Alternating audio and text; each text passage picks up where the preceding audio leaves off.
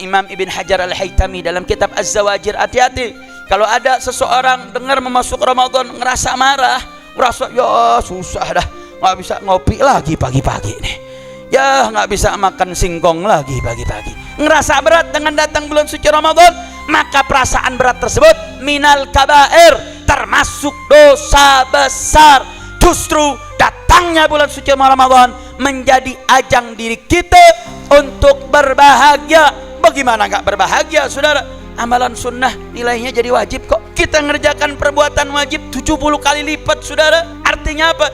Ini tempat waktu Allah obral ampunan, Allah obral pahalanya.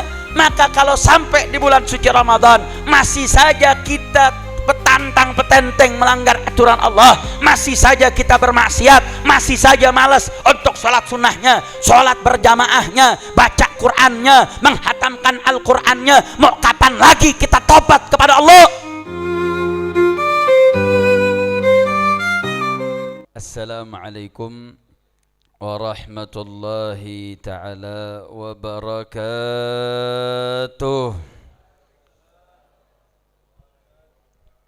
Alhamdulillahi Rabbil Alamin, wassalatu wassalamil atammanil akmalanil adwamanil mutalaziman ala sayyidina wa habibina wa syafi'ina wa qurrata a'yunina nabiyyina Muhammadin wa ala alihi at-tahirin wa ashabihil ghurril mayamin wa man tabi'ahum bi ihsanin ila yaumiddin.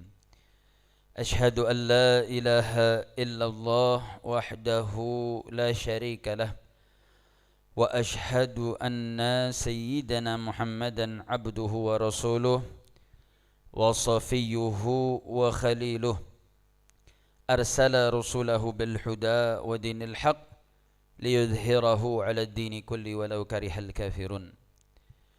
وفي هذه المناسبة السعيدة المباركة لا أنسى أن أوصيكم جميعا ونفسي المذنبة بتقوى الله وبطاعة رسول الله صلى الله عليه وسلم، فنسأل الله تعالى أن يجعلنا جميعا من المتقين، آمين يا رب العالمين. سيادة الحبائب الشرفاء وسعادة العلماء الفضلاء وجميع الحاضرين الأحباء الأعزاء رحمكم الله. Salam penghormatan kepada para syiban, para habaib, wabil khusus orang tua kita bersama Al-Habib Alwi Al-Idrus, juga guru saya Habib Anissa Saggaf, Habib Tariq bin Syahab, Al-Habib Ahmad bin Zain Al-Kaf, Muhammad bin Tahir, dan tak lupa kepada sahibul bait yang menjadi sabab berkumpulnya kita pada malam hari ini di bulan yang penuh kemuliaan ini, guru kita bersama Habib Alwi Al-Jufri, dan seluruh para tokoh-tokoh, para alimul ulama, para ajangan yang mohon maaf tidak bisa saya sebutkan namanya satu persatu. Kita doakan mudah-mudahan guru-guru kita, para habaib kita dijaga oleh Allah Subhanahu wa taala, disehatkan badannya, diberkahi kehidupannya, dimudahkan segala urusannya, dijaga zahir batinnya, amin ya rabbal alamin. Dan terkhusus kita panjatkan doa kepada guru kita yang rutin hadir di majlis ini, itu Habib Hamid Nagib bin Syekh Bakar bin Salim, yang mudah-mudahan barakah majlis kita pada hari ini, mudah-mudahan menjadi sebab guru kita Habib Hamid An-Nagib, semoga Allah Subhanahu wa taala angkat segala penyakitnya, diberikan kesembuhan yang sempurna, amin ya rabbal alamin. Dan salam penghormatan kepada para panitia yang telah bersusah payah mensukseskan acara pada malam hari ini. Mudah-mudahan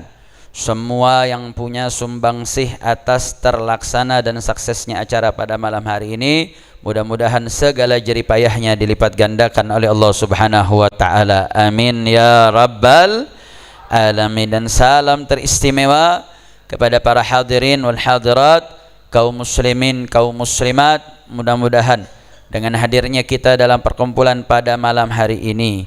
Mudah-mudahan tidaklah kita pulang dari tempat ini kecuali Allah Subhanahu wa taala mengampuni dosa-dosa kita, mengabulkan hajat-hajat kita, yang sakit diangkat penyakitnya, yang punya kesulitan dimudahkan, yang punya hajat dikabulkan. Amin ya rabbal alamin. Jika saya tidak salah, ini majelis khatam Sahih Bukhari juga, Habib? Atau ini enggak? Nah, insyaallah. Alhamdulillah, pada kesempatan malam hari ini kita sama berkumpul dalam majelis ini dalam rangka memperingati malam Isra Mi'raj Nabi Muhammad sallallahu alaihi wasallam, sekaligus daripada menyambut bulan suci Ramadan yang insyaallah jika tidak ada halangan daripada perhitungan hampir 14 metode ilmu falak, kemungkinan besar insyaallah Ramadan jatuh pada tanggal 1 Maret atau tepatnya hari Sabtu, karena hampir 14 metode ilmu falak semua hampir di atas 4 derajat, yang kemungkinan pada Jumat malam Sabtu saat ghurub terbenamnya matahari di akhir tanggal 29 Sya'ban, kemungkinan hilal akan terlihat, tapi tetap tunggu hasil keputusan sidang itsbat yang nanti akan diumumkan. Tapi sebagaimana pengalaman, kalau sudah hampir 14 metode, hampir rata-rata di atas 4 derajat termasuk metode terbaru dengan standar yang telah ditetapkan Kemenak, insyaallah 1 Ramadan akan sama kita sambut pada hari Sabtu tepat 1 Maret insya Allah. Dan mudah-mudahan kita diberikan taufik dan hidayah dapat menyambut bulan suci Ramadan, dan semoga bulan suci Ramadan pada tahun ini menjadi Ramadan terbaik sepanjang hidup kita. Amin ya rabbal alamin. Bulan suci Ramadan, bulan yang agung, bulan yang mulia, di mana bulan suci Ramadan dikatakan syahrus siyam karena bulan ini kita diwajibkan oleh Allah Subhanahu wa taala untuk berpuasa di bulan suci Ramadan. Bahkan bulan suci Ramadan menjadi salah satu rukun Islam yang tidak boleh tidak kita diwajibkan untuk berpuasa pada bulan tersebut. Artinya apa?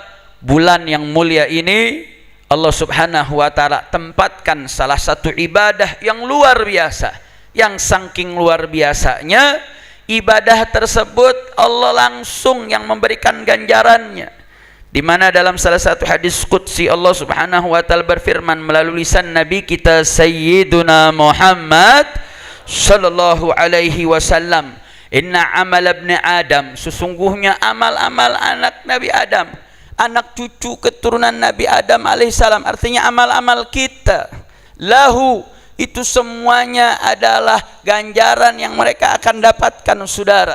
Ganjaran yang sudah diberikan informasinya, apa yang akan mereka peroleh daripada ganjaran ibadahnya, illa, kecuali, yaitu as-siyam, kecuali puasa. Puasa adalah satu amalan ibadah yang langsung Allah yang ganjar, karena Allah mengatakan innahu li, karena sesungguhnya puasa itu adalah untukku, wa ajzibih, dan aku yang akan berikan ganjarannya. Karena puasa bukan sembarangan, saudara.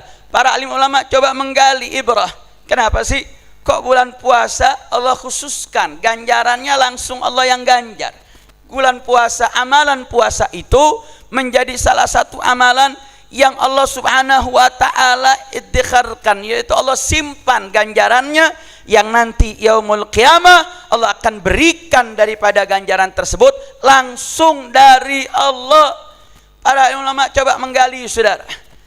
Salah satu daripada jawaban yang cukup menarik, di mana di dalam menjalankan amal berpuasa kita dididik untuk mendidik hawa nafsu kita. Kalau bicara mendidik hawa nafsu, bukan cuma puasa saja, saudara. Rangkaian berbagai macam ibadah ada kok mendidik hawa nafsunya. Bagaimana dalam, misalkan kita dalam pergi haji atau berumrah, kita mendapatkan satu aturan untuk mengenakan pakaian ihram. Saat mengenakan pakaian ihram, ya ada hal-hal yang memang dicegah. yang dilarang untuk saat kita mengenakan ihram. Saat itu kita nggak boleh pakai pakaian yang berjahit, kita nggak boleh menggunakan daripada wewangian. Artinya apa? Ada pembatasan-pembatasan, saudara. Akan tetapi pembatasan tersebut setelah kita mengenakan pakaian ihram, ketika itu kita tetap masih boleh makan, kita tetap boleh minum, saudara. Artinya apa? Hanya sebagian daripada hawa nafsu yang ditahan, tidak secara total, dan waktunya juga muhaddad, tidak panjang, saudara. Begitu juga dalam sholat misalkan, ketika kita telah mengangkat tangan mengatakan Allahu Akbar, saat kita sudah masuk sholat, ya pada saat itu kita dilarang untuk berbicara, kita dilarang untuk makan, kita nggak boleh minum dalam sholat, saudara. Tapi pelarangan tersebut bersifat muhaddad, sampai salam, setelah itu sudah boleh. Artinya apa? Pembatasan pendidikan terhadap mengendalikan hawa nafsu di dalam beberapa amalan ibadah tidak sepanjang dan selama daripada beribadah puasa. Sedangkan berpuasa di dalam ta'ir marhala al-akhirah, kita berpuasa semenjak terbenamnya matahari, semenjak tulu'ul fajar, terbitnya fajar, sampai terbenamnya matahari. Artinya dengan rentang waktu yang panjang. Ada yang bisa 16 jam, 15 jam, 17 jam, tergantung negara dan geografisnya, saudara. Artinya apa? Puasa menjadi satu-satunya ibadah yang memiliki pendidikan hawa nafsu untuk mengendalikan hawa nafsu yang terpanjang, dan itu menjadi salah satu ibadah yang teristimewa, sehingga pantas ketika Allah Subhanahu wa ta'ala memberikan ganjaran besar terhadap ibadah puasa. Alhamdulillah. Berarti saya mau tanya, kalau ibadah langsung dapat ganjaran dari Allah, saya mau tanya, berarti ibadah puasa mulia atau tidak? Lemes banget orang puncak nih. Udah pada makan belum? Bukan tanya makan, kenceng lo jawabnya lo. Jawab yang gampang. Saya mau tanya, kalau ibadah puasa dapat ganjaran langsung dari Allah, berarti ibadah puasa mulia atau tidak? Ibadah puasa agung atau tidak? Agung, saudara. Bukan kurang agung apa, Allah yang langsung kasih ganjaran, saudara. Dan ini menjadi satu momentum bagi kita, jangan sampai disia-siakan. Nah pertanyaannya, kok bisa ibadah yang mendidik hawa nafsu menjadi ibadah yang dapat ganjaran besar dari Allah? Saudara, kita ini ketika telah ruh melekat dalam jasad, di dalam diri kita Allah berikan akal, tapi juga Allah berikan hawa nafsu. Bahkan Allah Subhanahu wa ta'ala, saudara, menjadikan hawa nafsu ini menjadi salah satu ujian yang gak kalah beratnya. Ya, iblis sudah bersumpah di hadapan Allah Subhanahu wa ta'ala, dia akan menyesatkan seluruh anak cucu keturunan Adam. Tapi daya penyesatan setan, iblis dengan seluruh jaringannya masih punya batas, saudara. Bahkan seperti bulan Ramadan yang akan kita sambut, suffidati syayatin, setan dikekang, saudara. Setan dikekang. Mereka nggak diberikan kesempatan oleh Allah untuk menggoda dari malam pertama bulan suci Ramadan. Artinya apa? Setan walaupun dengan segala bala tentaranya, dengan segala kemampuannya, yang telah bersumpah di hadapan Allah untuk menyesatkan anak cucu keturunan Adam, tapi mereka ada waktu-waktu tertentu mereka nggak bisa goda manusia, saudara. Bahkan kita ada bacaan-bacaan zikir yang mampu melemahkan kapasitas setan untuk menggoda, saudara. Makanya saat kita membaca Ratibul Attas, A'udzubillahi samil alim minasyaitonir rajim, itu zikir bukan main-main, saudara. Zikir yang mampu untuk mengekang syaitan, tidak bisa menggoda. Tapi beda dengan hawa nafsu. Hawa nafsu ini melekat dalam tubuh manusia, saudara. Hawa nafsu ini paling ngerti siapa manusia. Oh, hawa nafsu dia paling ngerti, saudara. Kalau hawa nafsu tahu nih, oh dia kalau digoda sama makanan sih nggak goyang, tapi digoda sama perempuan digoyang. Oh, digoda sama makanan nggak goyang, sama duit dia goyang, saudara. Hawa nafsu paling tahu, saudara. Makanya kadang orang suka ngeluh, katanya bulan Ramadan setan diikat. Tapi saya mau tanya, di bulan Ramadan yang ngaku muslim, yang Islam, di bulan Ramadan yang secara terbuka nggak puasa, ada apa banyak? Jawab yang keempat. Saya mau tanya, bulan Ramadan, apalagi di wilayah lingkungan kita nih, yang ngaku Islam tapi Ramadan terang-terangan nggak puasa, ada atau tidak? Ada atau tidak? Padahal setan diikat, saudara. Setan nggak ada. Ini ada yang lebih setan dari setan. Kenapa, saudara? Karena dia punya hawa nafsu. Hawa nafsu nggak lepas Ramadan. Hawa nafsu tetap ada, saudara. Ramadan, setan ya diikat, saudara. Tapi hawa nafsu dalam tubuh kita enggak.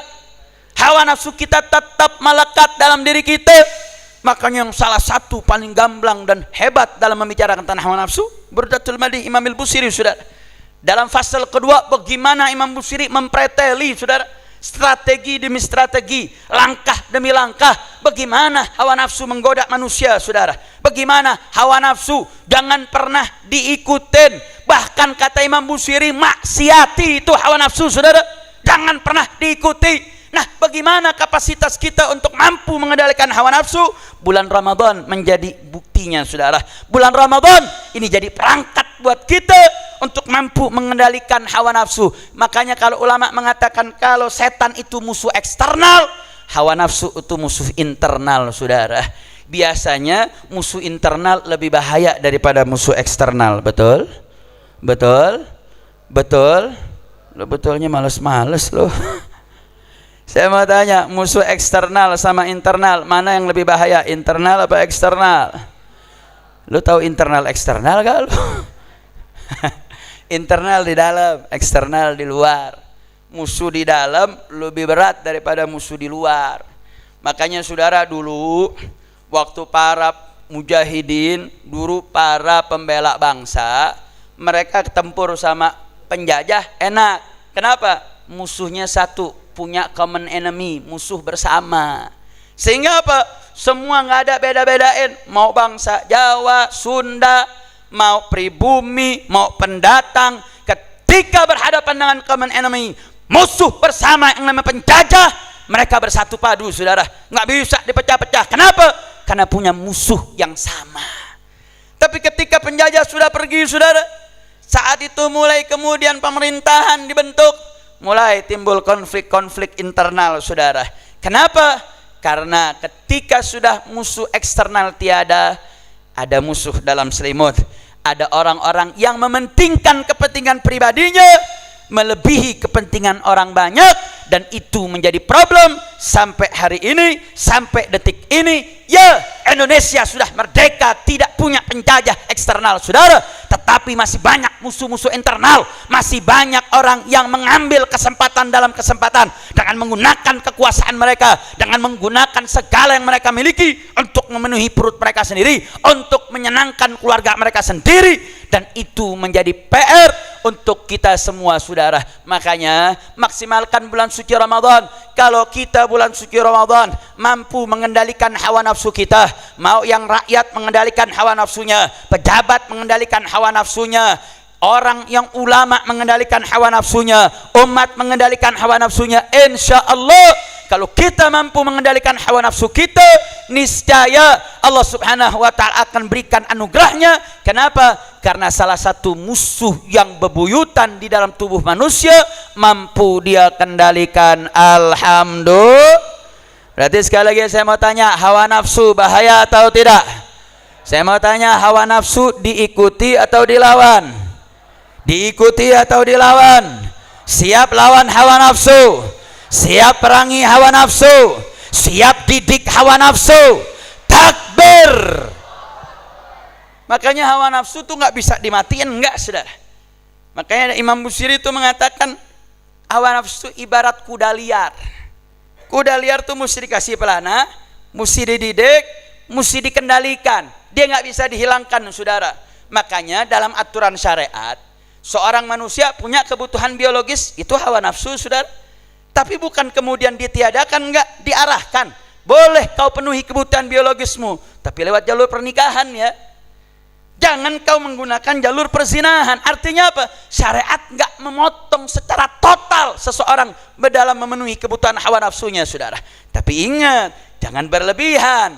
Kenapa? Karena kalau hawa nafsu terus dibiarkan merajalela, maka dia akan menyesatkan bahkan dia menjadikan seseorang akan menjadi budak terhadap hawa nafsunya, dan itu semua Allah berikan perangkat dalam aturan syariat yang dinamakan namanya as-siyam, puasa. Karena dengan puasa bagaimana kita nggak dididik, saudara? Sesuatu yang halal kita konsumsi, sesuatu yang boleh kita makan, sesuatu yang boleh kita minum, tapi dengan perintah Allah, dengan aturan Allah, semenjak terbit fajar sampai terbenam matahari, dengan perintah Allah, kau cegah dirimu dari makan, kau cegah dirimu dari minum, padahal itu halal, padahal itu boleh. Allah ingin mengajarkan dengan perintah Allah, kau taati perintah Allah subhanahu wa ta'ala, sehingga kita dididik. Kalau yang mubah saja, kalau Allah katakan tidak, jangan kau makan semenjak terbit fajar hingga terbenam matahari, maka itu juga pendidikan bagi kita. Yang haram wajib kau tinggalkan,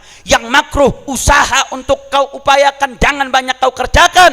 Itu adalah pendidikan bagi kita dalam menjalankan bulan suci Ramadan. Alhamdulillah. Makanya saudara, bulan suci Ramadan anugerah dari Allah subhanahu wa ta'ala. Makanya Imam Ibn Hajar Al-Haytami dalam kitab Az-Zawajir, hati-hati kalau ada seseorang dengar memasuk Ramadan ngerasa marah, ngerasa ya susah dah, nggak bisa ngopi lagi pagi-pagi nih, ya nggak bisa makan singkong lagi pagi-pagi, ngerasa berat dengan datang bulan suci Ramadan, maka perasaan berat tersebut minal kabair, termasuk dosa besar. Justru datangnya bulan suci Ramadan menjadi ajang diri kita untuk berbahagia. Bagaimana nggak berbahagia, saudara? Amalan sunnah nilainya jadi wajib kok. Kita ngerjakan perbuatan wajib 70 kali lipat, saudara. Artinya apa? Ini tempat waktu Allah obral ampunan, Allah obral pahalanya. Maka kalau sampai di bulan suci Ramadan masih saja kita petantang petenteng melanggar aturan Allah, masih saja kita bermaksiat, masih saja malas untuk sholat sunnahnya, sholat berjamaahnya, baca Qur'annya, menghatamkan Al-Qur'annya, mau kapan lagi kita tobat kepada Allah? Mau kapan lagi kita ibadah, saudara? Kalau bulan yang Allah lipat gandakan ibadah saja gak menggerakkan hati kita kok, gak menggerakkan jiwa kita untuk mau bertobat kepada Allah, mohon ampun kepada Allah, mau ngarepin bulan apa lagi, saudara? Bagaimana para ulama, mereka berdoa kok untuk bisa dapetin bulan suci Ramadan. Bahkan diriwayatkan 6 bulan mereka bersiap-siap nyambut bulan suci Ramadan, untuk mempersiapkan diri sampai bulan Ramadan. Selesai Ramadan mereka berdoa, mudah-mudahan amalan bulan Ramadan mereka diterima selama 6 bulan, saudara. Artinya apa? Ramadan menjadi poros bagi umat Islam. Ramadan menjadi puncak untuk menilai seberapa besar kedekatan kita kepada Allah, seberapa besar niat kita bertobat kepada Allah subhanahu wa ta'ala. Artinya apa? Yuk mari dengan majlis pada malam hari ini, tanamkan dalam diri kita, tancapkan dalam sanubari kita, malam Sabtu yang akan datang yang menjadi tanggal 1 Ramadan, wajib untuk tanamkan diri kita kebahagiaan sukacita kita, dan bagaimana menyambut bulan suci Ramadan menjadi bulan sebagai penyiapan daripada bekal kita untuk menuju perjalanan panjang di yaumul kiamah kelak, insya Allah. Maka saya mau tanya semua yang hadir di sini, siap sambut bulan suci Ramadan dengan sukacita? Siap bahagia menyambut bulan suci Ramadan? Siap timbulkan semangat ibadah di bulan suci Ramadan? Siap tinggalkan maksiat di bulan suci Ramadan? Takbir! Tanya saudara, yuk mari sama-sama kita ingat, terkhusus di jalur puncak, kadang kita suka sedih. Jalur puncak pada bulan suci Ramadan yang maksiatnya masih ada, yang nggak tahu, nggak bisa bedain bulan-bulan di mana bulan kemuliaan, saudara. Sedih hati kita, saudara. Artinya apa? Yuk mari sama-sama kita berupaya, kita tancapkan niat kita, tancapkan sanubari kita untuk mengokohkan jiwa kita, mengokohkan sanubari kita, didik anak cucu keturunan kita untuk mampu betul-betul menguatkan semangat menyambut bulan suci Ramadan. Karena saudara, ibarat kala toko lagi ngobral, buat obral, biasanya ibu-ibu kalau udah lihat diskon, saya mau tanya sama ibu-ibu, bu, ya Allah lemes banget sih ibu, bu, saya mau tanya, kalau ada toko buat obral 99% diskon, kira-kira ibu-ibu tertarik tidak, bu? Tertarik nggak, bu? Bukan tertarik lagi, suami-suaminya ditarik suruh belanja. 99% noh. Saudara, ini Allah bukan lagi 99%, 7.000% Allah berikan obral, saudara. Makanya perhatiin, kalau kita bulan suci Ramadan, makanya bulan Ramadan disebut syahrus qiyam, syahrul qiyam. Kenapa Ramadan disebut syahrul qiyam, saudara? Bagaimana qiyamul lail yang biasanya min alamati al-ulama wal awliya, mendirikan malam itu biasanya jadi amarat, jadi ciri para awliya was salihin, cirinya para tulabul ilm, cirinya penuntut ilmu, cirinya para ulama, cirinya para awliya. Mereka-mereka yang tergerak, yang mendapatkan taufik hidayah, mereka berdiri di tengah malam, di sepertiga malam, mereka baca Al-Quran, mereka baca istighfar. Tapi di bulan suci Ramadan, yang qiyamul lail bukan cuma yang alim saja, bukan yang aulia saja, bukan talabatul ilm saja, para awamnya qiyamul lail, saudara. Bagaimana mereka hadir dalam sholat-sholat tarawih, bagaimana di malam pertama, terkhusus di 10 hari pertama, masjid penuh, saudara.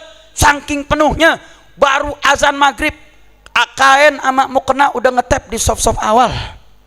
Ramai betul, saudara. Pertanyaannya kenapa? Di mana-mana tempat biasanya sholat 20 rakaat, nggak pegel, nggak capek, saudara. Padahal di hari-hari lain, mau sholat sunnah aja berat. Tapi masuk bulan suci Ramadan, mereka berbondong-bondong. Ini bukan cuman FOMO, saudara. Ini bukan cuman ikut-ikutan, enggak. Tapi di sini menunjukkan bagaimana anugerah Allah.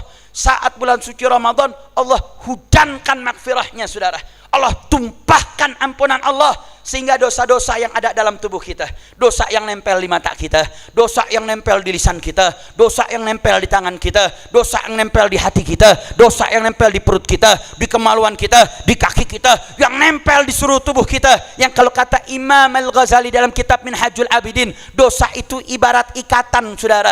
Ikatan yang mengikat anggota tubuh. Mata kita ngelihat yang haram, mata ini ada ikatan dosanya, saudara. Makanya kalau mata diajak buat baca Al-Quran, berat bawaannya, ngantuk. Kalau diajak untuk ngaji, bawaannya mau tidur mulu. Tapi kalau giliran lihat maksiat, matanya nggak ngantuk-ngantuk, saudara. Biar kata jam 3 mau ada final champion, bangun-bangun, saudara. Ini mata kalau kita pakai maksiat berat buat taat, saudara. Tapi ketika masuk bulan suci Ramadan, Allah anugerahkan, saudara, malam ampunan, yang mana setiap hari Allah berikan ampunan. Saat berbuka puasa Allah berikan ampunan. Di setiap malam, terkhusus malam pertama, barang siapa yang qiyamul lail dapat nazrah Allah subhanahu wa ta'ala. Ampunan demi ampunan Allah berikan, saudara. Sehingga tadi itu sekat-sekat terluntur, saudara. Orang berbondong-bondong pergi ke masjid, mereka sholat qiyamul lail, mereka sholat tarawih. Makanya, saudara, khusus bulan suci Ramadan, qiyamul lail itu afdalnya sepertiga akhir, saudara. Tapi khusus bulan suci Ramadan, mau qiyamul lail dari awal, di tengah, di akhir, itu punya derajat Allah muliakan, Allah tinggikan lebih tinggi daripada sepertiga malam di malam-malam yang lainnya, saudara. Saking agungnya. Makanya tarawih jangan milih-milih. Ini kan 10 hari pertama doang yang rame. Betul apa betul? Betul apa betul? 10 hari kedua mulai nyusut tuh. 10 hari ketiga bukan nyusut lagi, material sama pasar yang rame. Beb, ketupat belum mateng, cat belum ganti, renovasi belum rapi. Lah kan ada tamu lebaran, Beb. Saudara, saya 4 tahun lebih saya di Mesir. Saya lihat ada satu budaya, satu uruf yang menarik. 10 hari pertama rame, saudara. 10 hari kedua tambah rame. 10 hari ketiga lebih rame, saudara. Kenapa?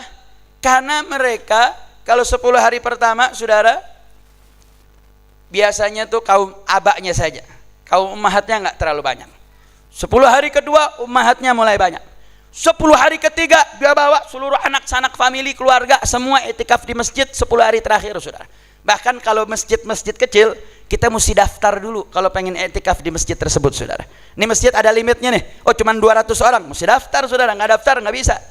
Tapi masjid-masjid gede, masjid jami, Azhar Syarif atau Amr ibn As, itu masjid gede, tinggal nyari tiang saudara untuk nyari kita tempat tidur. Tapi untuk 10 hari terakhir full, mereka ajak anak istri mereka untuk itikaf. Kenapa? Karena mereka lagi berebut malam Lailatul Qadar. Rajab menjadi mulia karena ada malam pertama bulan Rajab saudara. Sya'ban jadi mulia karena ada nisfu Sya'ban. Ramadan menurut kathir minal ulama pendapat bahwasanya 10 hari terakhir menjadi malam yang paling diharapkan mendapatkan malam Lailatul Qadar. Kenapa mereka enggak berbondong-bondong saudara? Umur kita nih umat Nabi cuman baina sittin wa sab'in, enggak banyak umur kita saudara. Beda sama umat-umat Nabi terdahulu. Ada yang umurnya puluhan tahun, ada yang ratusan tahun. Keadilan Allah Subhanahu wa taala, Allah berikan ada malam-malam mulia, ibadah sedikit pahalanya gede. Ada malam yang Allah lipat gandakan saudara. Bayangkan andai kata di malam Lailatul Qadar, saat kita dapat malam Lailatul Qadar, kita qiyamul lail, kita baca Quran, kita istighfar, kita salat, salawat, itu dilipat gandakan 1000 bulan. Seakan-akan kita beribadah 83 tahun. Bagaimana enggak istimewanya? Bagaimana enggak agungnya saudara? Artinya apa? Yuk mari. Bahkan para ulama mengatakan kalau bisa apa-apa yang harus dikerjakan di bulan Ramadan rapiin dulu di bulan Sya'ban, sehingga bulan Ramadan itu menjadi maksimum. Kalaupun nggak bisa, minimal tarawih itu jangan ada yang bolong. Makanya kita belajar saudara, habaib kita nih, siban-siban kita, mereka bagaimana memaksimalkan biar umat ini jangan lepas malam Lailatul Qadarnya saudara. Malam 21 dibuat di Empang Bogor saudara. Malam 23 dibuat di Al-Hawi Condet. Malam 25 di Kuitang. Malam 27 di Pekojan. Kenapa? Habaib kita tahu, para kiai kita, para ajangan kita faham. Nih umat nih kalau udah menjelang lebaran di Indonesia ini meriah betul. Sehingga mereka terkadang suka lupa. Akhirnya apa? Bagaimana cara menstimulusnya? Dibuat saudara agar khatam Al-Quran bersama-sama. Biar apa? Jangan sampai di malam ganjil kita enggak qiyamul lail, kita tinggalkan tarawih, bahkan na'udzubillah min dzalik, kita bermaksiat, lupa dengan Allah, dan tercatat 1000 bulan dalam keadaan bermaksiat. Inna lillahi wa inna ilaihi rajiun. Maka saya mau tanya sebang hadirin sini, siap kejar malam Lailatul Qadar? Siap jaga tarawih di bulan suci Ramadan? Siap jauhkan diri dari maksiat? Siap jaga taat di bulan suci Ramadan? Takbir. Makanya bulan Ramadan disebut syahrul qiyam saudara. Makanya jangan ngentengin tarawih, jangan entengin ini bulan yang kita udah 11 bulan lehai-lehai saudara. Udah tinggal barang 1 bulan nggak bisa kita fokusin, barang 1 bulan nggak bisa kita khususin. Hati-hati, jangan sampai tahu-tahu ini Ramadan terakhir buat kita saudara.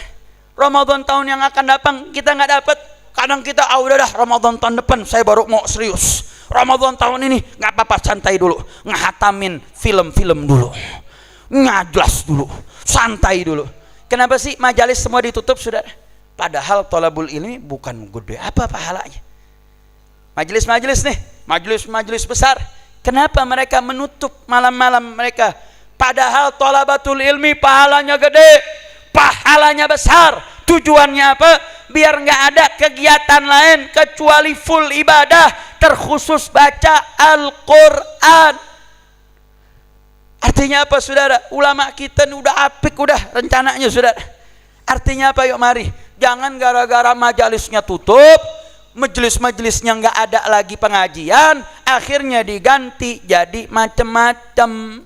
Tujuan mereka menutup majelis-majelis mereka biar kita fokus Al-Qur'annya. 11 bulan nggak pernah hatam Quran, masa iya sebulan Ramadan nggak hatam Quran saudara? Hatam 1 aja juga sebenarnya udah bagus, tapi nggak pantas. Artinya apa? Ini udah full. Yang anda punya pekerjaan sempetin setiap habis selesai sholat baca 1 juz. Berapa lama sih saudara baca 1 juz? Kalau setiap sholat kita baca 1 juz, maka sehari minimal kita sudah baca 5 juz. Kalau sehari baca 5 juz, 6 hari sudah hatam saudara. Berarti kalau 6 hari sudah hatam saudara, selama 1 bulan 30 hari bisa 5 kali hatam. Makanya dulu para sahabat kalau biasanya mereka hatam 7 hari, kalau masuk Ramadan 3 hari mereka hatamkan saudara. Yang kalau biasa 1 hari 1 khatmah, maka sehari dia bikin 2 khatmah kalau masuk bulan suci Ramadan. Artinya apa? Ini udah 11 bulan nggak bisa hatam, maka target niatkan di bulan Ramadan wajib hatam Al-Quran. Jangan sampai baca WA tiap hari, YouTube tiap hari, 11 bulan main handphone. Ramadan nggak Anda baca Al-Quran, saudara. Artinya yuk mari, di bulan Ramadan udah dekat, makanya para ulama mengatakan Anda buat tertib. Anda buat dari pagi habis sahur mengapain, jam 6 ngapain, jam 7 ngapain, jam 8 ngapain. Imam Ghazali dalam kitab Bidayatul Hidayah membuat tertib bukan buat Ramadan saja, saudara. Selama hidupnya, sepanjang hari ini mau ngapain, buat target. Sehingga jalan waktu kita tuh menjadi jelas dan tegas dan lugas untuk kita lewat dari bulan suci Ramadan. Kita menjadi pribadi yang baru, yang Allah ampuni dosa-dosa kita, Allah lipat gandakan amal ibadah kita, sehingga saat nanti jasad ini masuk ke liang lahat, saat kita bertemu dengan malaikat, saat kita melewati perjalanan dari yaumul fil barzakh, kita dibangkitkan, dikumpulkan di padang mahsyar, sampai kita ditimbang yaumul mizan, dihisap amal kita, sampai kemudian kita melewati jembatan as-sirat, yang kala Imam Al-Baijuri mengatakan jembatan as-sirat itu jalannya perjalanan 3000 tahun, saudara. 3000 tahun perjalanan lurus, 1000 tahun lurus, 1000 tahun turunan, 1000 tahun tanjakan, saudara. Yang mana perjalanannya enggak mudah, saudara.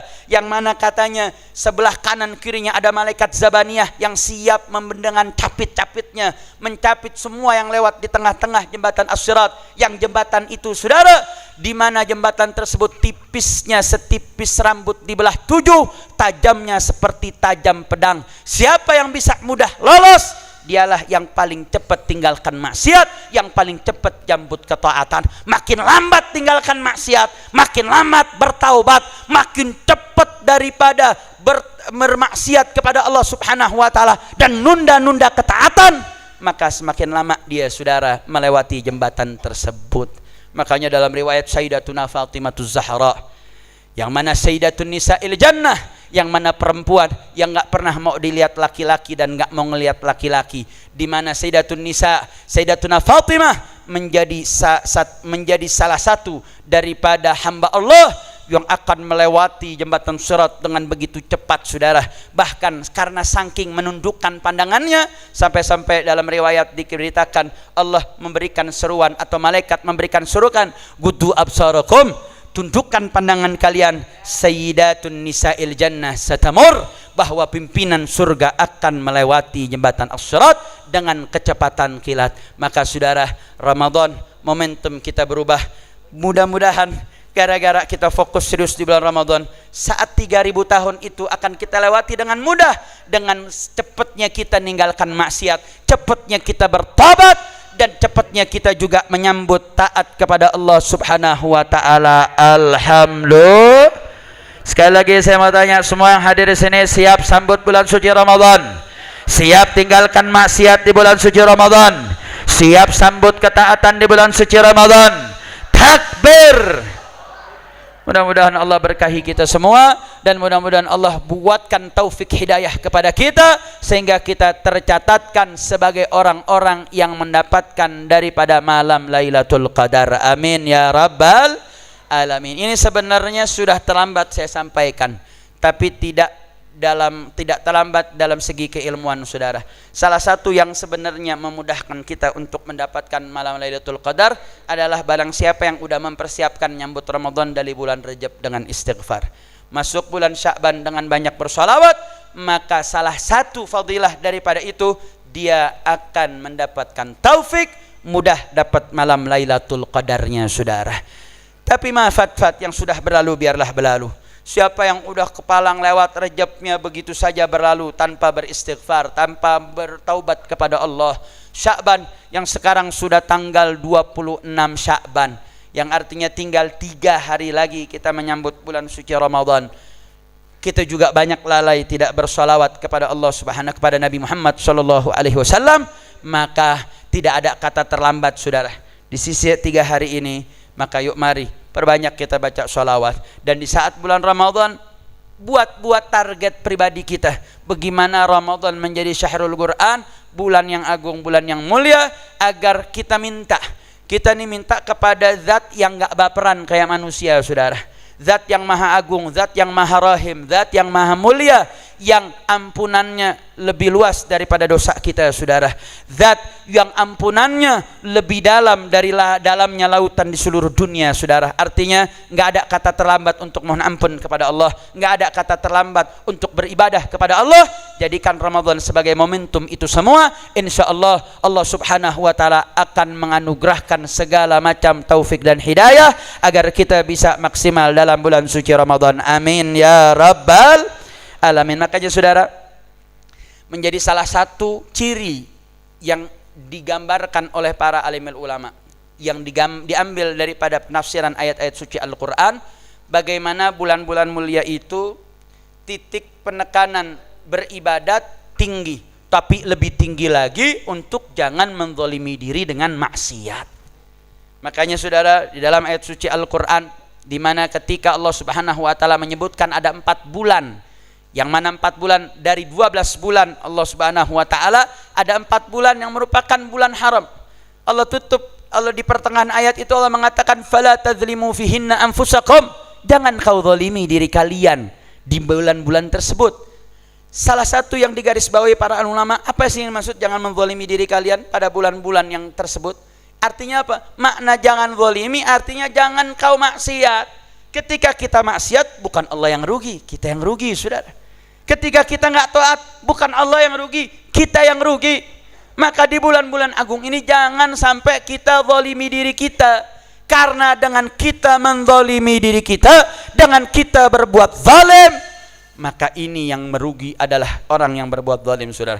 Dan jangan dipahami makna zalim itu cuma penguasa berbuat zalim, itu makna zalim. Enggak, makna zalim luas sudah. Menempatkan sesuatu tidak pada tempatnya, itu namanya zalim. Kita nih hamba yang menjadi keadilan bagi diri kita, Allah perintahkan kita salat, ya salatkan, itu adil. Ketika kita nggak salat, ya kita zalim. Allah perintahkan kita ini minuman keras, haram. Ketika kita melanggar aturan, itu kita zalim.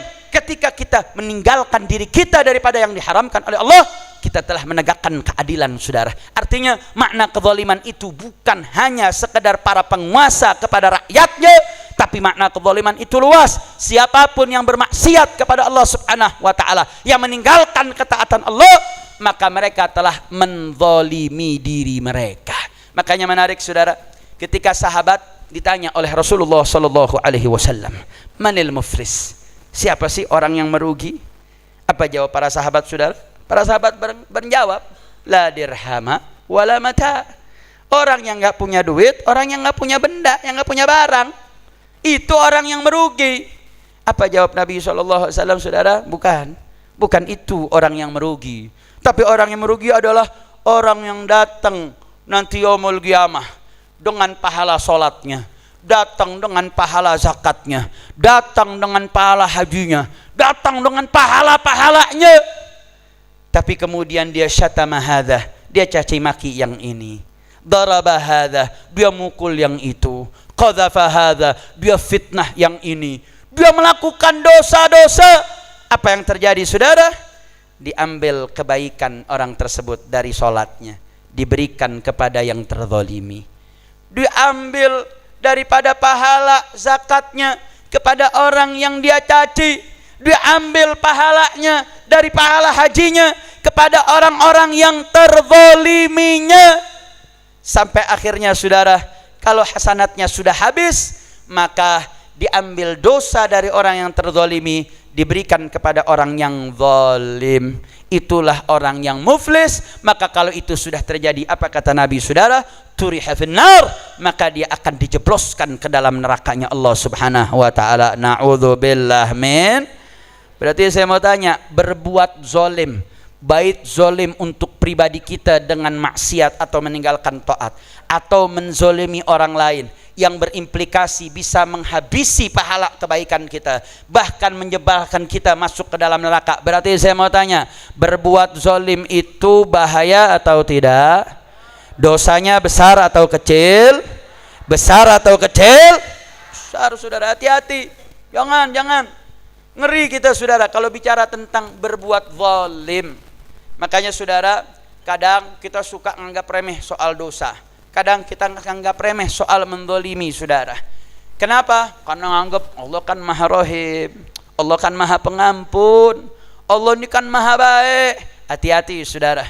Ya, kalau kita melihat perspektif berbuat dosa, kalau dari Allah zat yang maha pengampun, makanya ada yang bertanya saudara, kira-kira mana sih yang lebih besar, dosa kepada Allah atau dosa kepada manusia? Para ulama mengatakan ada dua point of view-nya, ada dua perspektif. Kalau ngelihat perspektif dari makanatuz zat, maka dosa kita kepada Allah itu lebih besar saudara. Makanya ada yang mengatakan, janganlah kau melihat soal dosa, oh ini dosa kecil, tapi lihat kepada siapa kau berbuat dosa. Kalau kita melihat Allah yang maha agung, Allah yang maha mulia, Allah yang maha perkasa, Allah yang ciptakan kita, Allah yang kasih rezeki kita, Allah yang kasih jantung kita berdetak, Allah yang berikan segala anugerah kita, maka ketika kita bermaksiat kepada Allah, kita langgar perintah Allah, maka sesungguhnya kita telah melakukan dosa yang begitu besar, karena kita telah melanggar aturan zat yang maha agung. Saya mau tanya, jawab yang keempat, siapa yang maha mulia? Siapa yang maha agung? Siapa yang maha perkasa? Siapa yang maha bijaksana? Allah. Nah kalau kita bermaksiat, kita ngentengin kepada siapa kita maksiat, dosa kecil bisa jadi dosa besar saudara. Kalau kita lihat perspektif ini ya, dosa kepada Allah bisa menjadi dosa lebih besar. Tapi jangan lupa saudara, ada dosa kepada sesama manusia.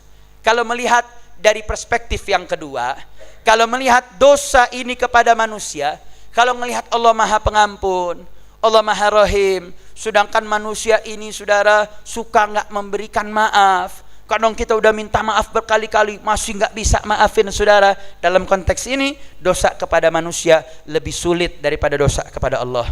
Kalau kita mohon ampun kepada Allah, memenuhi syarat taubat, sudah memenuhi saudara, selesai. Tapi khusus kepada manusia, selain syarat taubat tadi plus minta maaf kepada orang yang dizalimi saudara. Artinya kalau dalam perspektif ini, dosa kita kepada sesama manusia jauh lebih berat dibanding dosa kepada Allah Subhanahu wa taala, karena Allah Maha Pengampun, sedangkan manusia belum tentu bisa memaafkan saudara. Makanya kenapa sih kok di bulan suci Ramadan nih kadang sebelum masuk Ramadan orang kadang suka keliling minta mohon maaf lahir batinnya, sudah mau masuk bulan suci Ramadan. Saya khawatir kalau tahu-tahu gara-gara saya nggak punya maaf dari Anda, bisa jadi Ramadan saya susah, saya tidak dapat taufik hidayah, nggak dapat daripada Lailatul Qadar. Makanya orang banyak yang kunjungan, banyak yang munggahan, banyak yang ziarah ke makabir, tidak lain tidak bukan agar bisa mendapatkan maaf dari sesama manusia saudara. Makanya ini menjadi pesan saudara, hati-hati jangan gampang zalimin orang. Dan ini juga jadi pesan kepada para pejabat, kalau nanti kita zolimi satu orang saja itu resikonya besar, apalagi yang dizolimi rakyat masyarakat yang luas. Betul? Betul? Contoh saya mau tanya, kalau korupsi saya mau tanya, yang kena imbas efek korupsi saya mau tanya, yang dapat imbas efek korupsi saya mau tanya, dikit atau banyak? Yang kena pengaruh korupsi sedikit atau banyak? Sedikit atau banyak? Banyak sudah. Berapa banyak gara-gara korupsi? Perusahaan banyak yang tutup, banyak orang yang di PHK. Artinya apa saudara? Para pejabat Anda mesti hati-hati. Kebijakan-kebijakan Anda yang Anda lakukan harus betul-betul diperhatikan. Kalau sampai itu mampu membuat orang banyak jadi susah, maka begitu besar dosa Anda. Nanti saat Anda di yaumul qiyamah, rakyat ini akan satu persatu menuntut Anda. Gara-gara kebijakan Anda, anak saya kelaparan. Gara-gara Anda, keluarga saya mati. Gara-gara Anda, saya mencuri. Gara-gara Anda, saya melakukan maksiat dan dosa dan seterusnya saudara. Intabihu, hati-hati. Dan ini menjadi teguran keras bagi siapapun saudara, di mana kebijakan-kebijakan yang Anda lakukan harus betul-betul diperhatikan. Kenapa ini saya sampaikan saudara? Dalam beberapa hari yang lalu, semenjak tanggal 17 Februari sampai 19 Februari di Jakarta dan di berbagai kota-kota besar terjadi demonstrasi besar-besaran. Kalangan mahasiswa dan para aktivis nasionalis turun ke jalan saudara dengan tagar Indonesia Gelap. Ini merupakan satu kritikan dari masyarakat dengan satu kebijakan, yaitu Perpres nomor 1 tahun 2025 terhadap pemangkasan anggaran. Pemangkasan anggaran ini saudara yang dilakukan oleh Presiden Bapak Prabowo Subianto ini implikasinya luar biasa. Beberapa badan-badan kementerian saat ini dipangkas saudara. Tujuannya untuk melakukan daripada efisiensi anggaran. Tapi implikasinya apa saudara? Saat ini akan terjadi PHK yang besar-besaran, terkhusus dalam dunia pendidikan. Saat ini kenapa mahasiswa turun saudara? Mereka mengatakan dengan implikasi daripada pemangkasan anggaran ini, maka efeknya adalah mereka akan banyak daripada para mahasiswa yang tidak lagi mendapatkan beasiswa. Maka biaya universitas akan meningkat melonjak dan ini akan terjadi gejolak ekonomi yang sangat signifikan. Dan ini saudara, kita tahu niatnya bagus. Niatnya pengen efisiensi karena ada satu program namanya program makan bergizi gratis, MBG, makan bergizi gratis. Ini bagus saudara, niatnya bagus, cuman amalnya buruk. Kenapa amalnya buruk saudara? Implikasi pemangkasan anggaran ini akan berimplikasi ke masyarakat luas. Kalau cuman gara-gara satu program tapi efeknya lebih banyak memberikan madorotnya, maka inilah yang kemudian banyak diprotes. Ini yang kemudian menjadi problem saudara. Artinya apa? Kalau mau melakukan pemangkasan anggaran, jangan pangkas anggarannya. Pangkas itu kabinet Anda yang gemuk.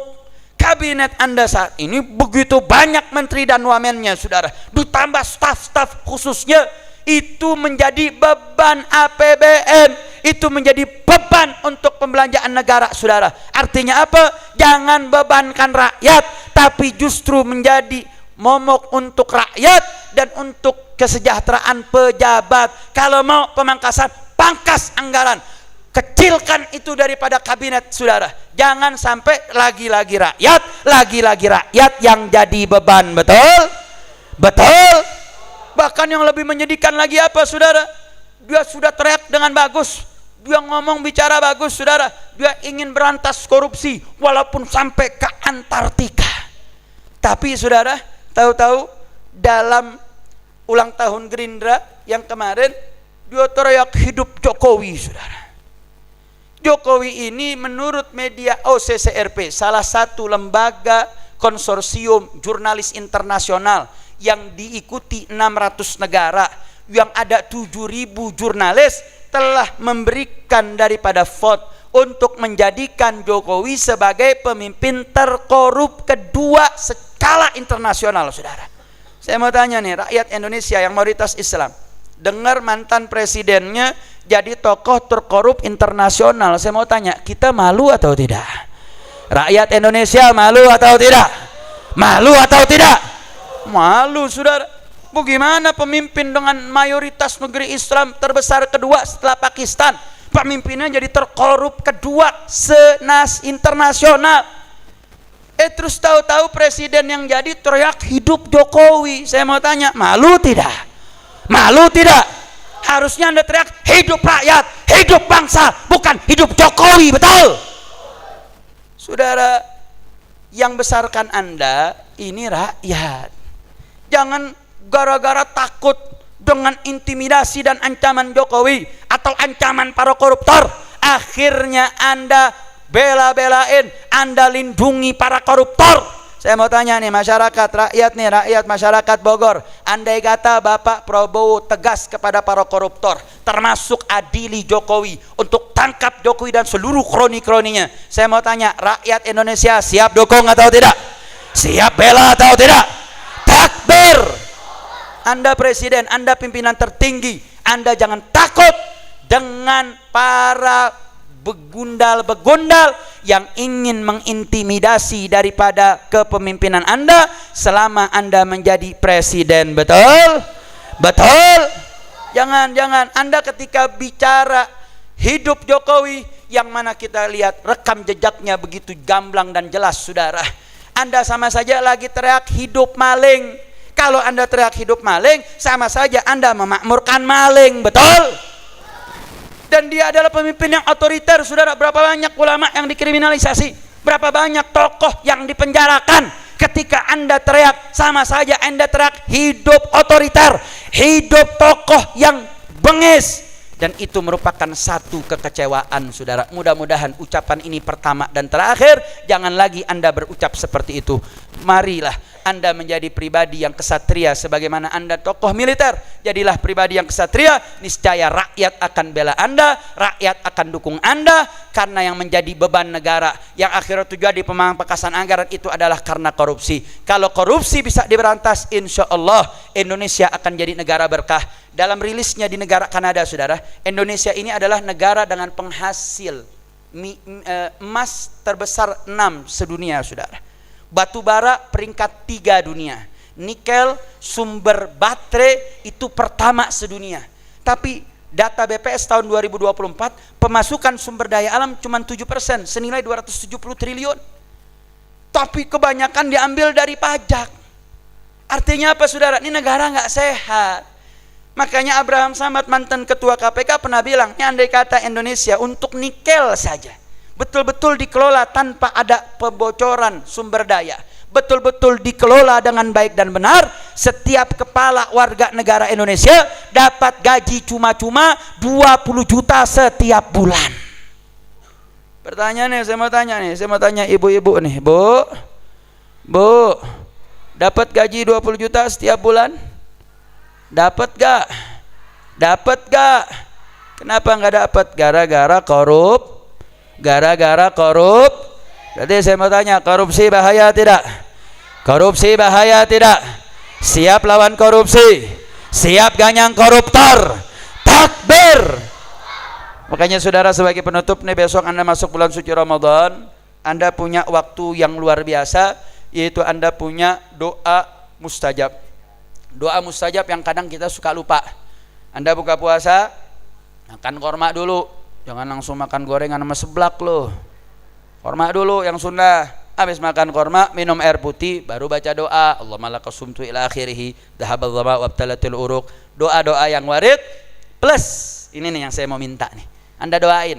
Imam Ahmad ibn Hanbal pernah meriwayatkan, andai kata kita satu-satunya punya doa mustajab, doain punya pemimpin yang adil. Agar kalau pemimpin adil kita punya, saudara, semua akan mendapatkan manfaatnya. Nah, kalau semua rakyat Indonesia saat bulan Ramadan di waktu berbuka yang doanya mustajab, dia doain pemimpin-pemimpin yang tidak baik, mudah-mudahan dapat taufik hidayah. Andai kata tidak dapat taufik hidayah, mudah-mudahan Allah hancurkan. Kalau setiap umat baca doa saat berbuka, insya Allah Indonesia berkah, punya pemimpin adil, pemimpin-pemimpin yang zalim, pemimpin-pemimpin yang khianat akan Allah hancurkan dan binasakan. Amin ya rabbal alamin. Mudah-mudahan Allah berkahi kita semua. Mudah-mudahan bulan Ramadan ini menjadi Ramadan yang terbaik untuk kita. Dan saya ingatkan, jaga sholat tarawih, jangan sampai lepas, terkhusus acara-acara besar seperti khatam di Empang, kalau bisa lanjut lagi ke malam 23, dan di mana-mana para ulama buat hadiri, penuhi, karena itu menjadi salah satu cara kita untuk mencari malam Lailatul Qadar. Mudah-mudahan Allah berkahi kita semua, mudah-mudahan Allah gabulkan segala hajat-hajat kita, dan mudah-mudahan Allah berikan taufik dan hidayah. Hakadha minni wal afu minkum. Wassalamualaikum warahmatullahi wabarakatuh.